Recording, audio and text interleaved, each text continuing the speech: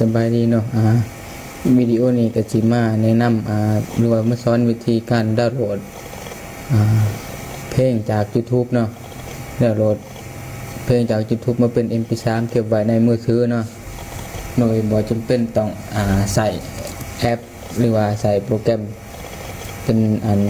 สื่อในการดาวน์โหลดเนาะจะมาดาวน์โหลดโดยในเบราว์เซอร์เลยเนาะ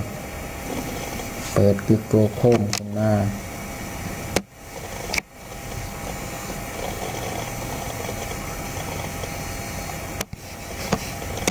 ลบตัวเก่าออกก่อนนะ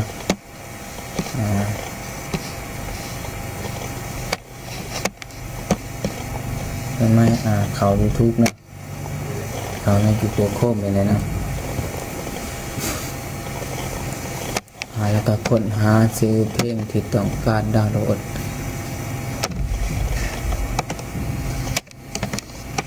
เอาเป็นชื่อเพลง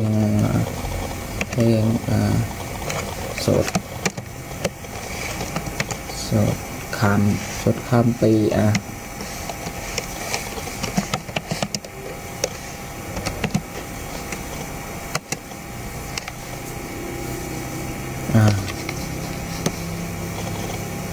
มีหลายเพลงนะครับเลือกนะเดี๋ยวเอาแต่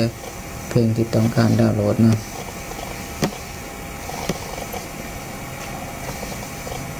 ลองเพลงนี้นะไปเ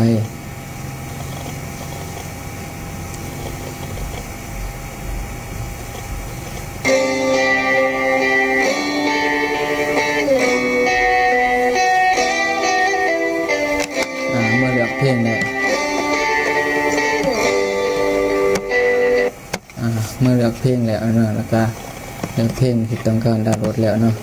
มาขึ้นที่อันนี้เนาะอันนี้นี่URL เนาะกับมาเนาะเพื่อที่จะเริ่มขั้นตอนการดาวน์โหลดกลับมาลบถ่ายอันนี้สามตัวถ่ายเนาะ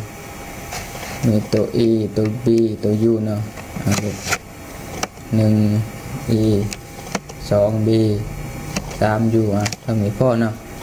ก็กด Enter เลยเนาะ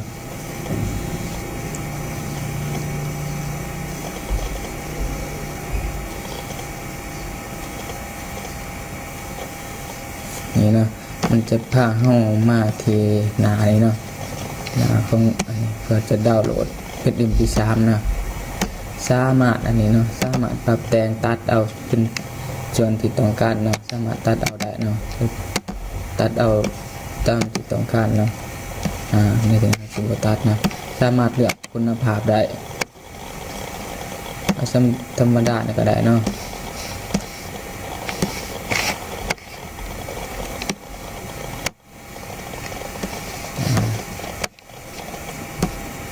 จากนั้นบันทึก MP3 เนาะคลิกเข้าไปเพียงเท่านี้เนาะระบบจะดาวน์โหลดเพลงให้เฮามาเองเนาะนี่เนาะดาวน์โหลดถ้าจนกว่าจะดาวน์โหลด